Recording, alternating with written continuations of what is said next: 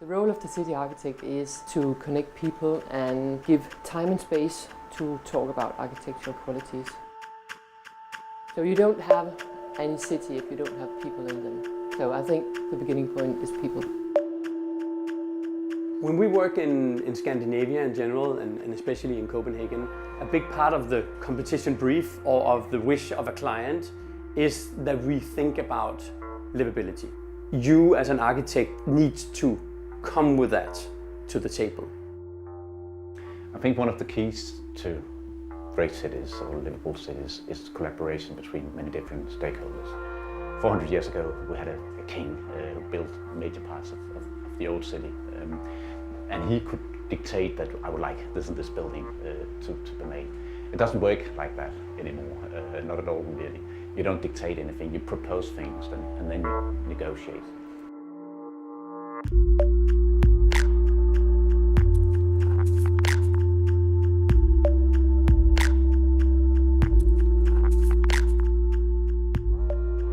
When we were invited to do a project called Superkilen, the Super Wedge, out on Nørrebro, it was a very big part of the process that we should do a lot of user participation. And we wanted to do a user participation where people were given actual power. We gave them the actual power to choose concrete objects to embed within the new urban square that we were doing.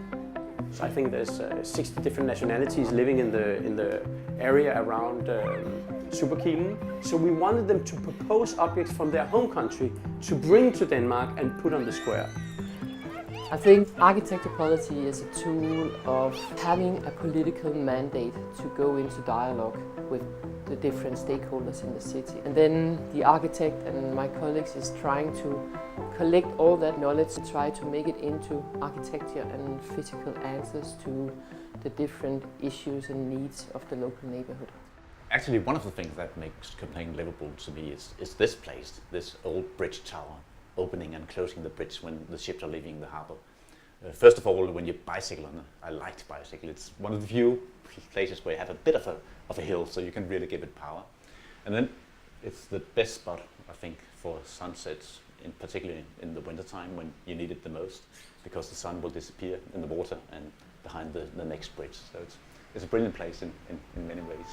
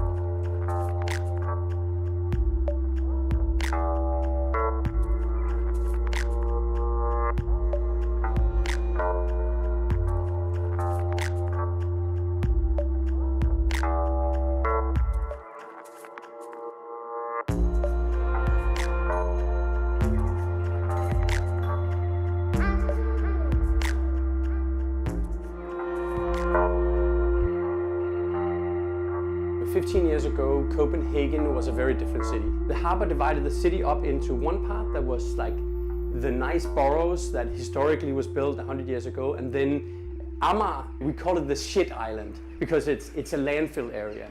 And if you look at now, Amager is the place where all the new part of the city has been built. It's a very good business to make a city livable. 10 years ago, they could not understand why we should make strategies for the edge zone. They think it was stupid when we talked about how do the building meet the landscape. We started a collaboration with an investor called Per Høfner, and we built the VM houses and the mountain. we experienced part of the city that was very dead. There was no city life. The main focus of our project became how do we create life in the city. So we asked ourselves the question, could we somehow combine the activity in a row house with the density of a 10-story building that we had to build within the master plan? And that ended up being a project we called the 8 House, where you can step out of your row house on the 9th floor, take your bicycle and bicycle along 200 row houses that are on an inclined slope until you reach the city life and the city street. Design can be democratic in the way that each design decision is informed by the concerns of the people that are going to be using it or inhabiting it. The 8 House and the VM House on the mountain, they look different because they perform differently. What we've tried to do is try to make buildings that create certain opportunities for human life. So in that sense, it's almost like using the architecture as an infrastructure for socializing.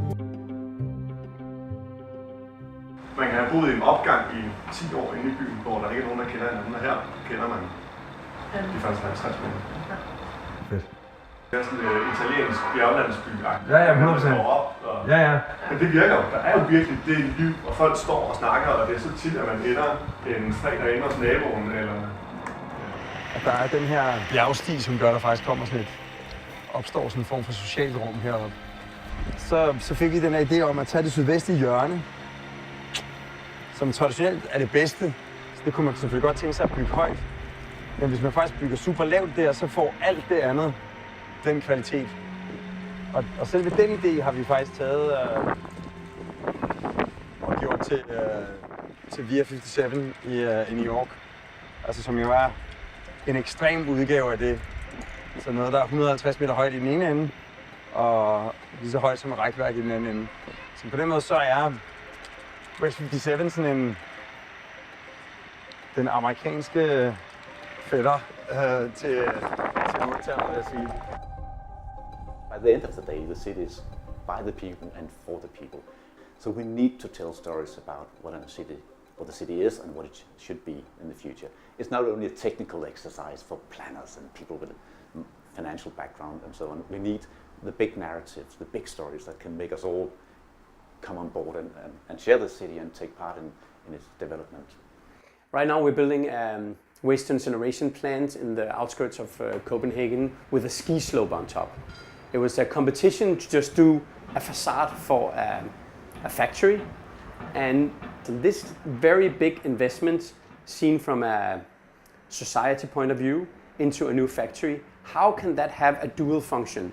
We want to give people an experience that tells the story of livability.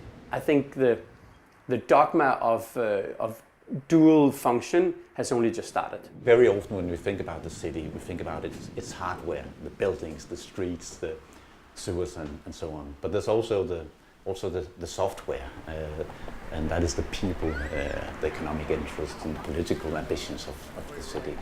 And I think we should think both in resources with respect to the hardware, but also with the software. I think Copenhagen by now is well known that you can actually go swimming in the harbour. And that is partly because we have a hardware that would allow you to jump in the water and having clean water in the harbour. But it was also because there was a political ambition that we should have this clean water. So we were asked to do a harbour bath to facilitate the new adventures of using the harbour in a different way. The area where we built the first harbour bath is called the Islandsbrygge, and that used to be a poor part of Copenhagen. And after we built the harbour bath, the housing prices was going up. Today, I think there are 6 or 7 different harbour baths throughout the harbour, and it really has become a center point for Copenhagen. One of the things I think we need to be better at in Copenhagen and in other cities is not so much about the physical infrastructure, how we should build things. We know how to do that, basically. I think what we should be better at is how to build the decision-making infrastructure, how to organize and discuss things in the early phases before we come to the solutions. So I think building political, long-lasting coalitions is very important. And we have a very direct contact between the political level and the knowledge that we create in the city administration. The politician is on ground. They are a part of the city, they bike around the city, they do experience the city, so they know what we are talking about. I think one of the things that a lot of countries and cities could learn from Copenhagen is the focus on not only the few, but of the many. In many ways, that is really the core of the Danish architecture scene. It is the art of many. It's that we do not think of the few people within the building, we think of the many people also surrounding the building.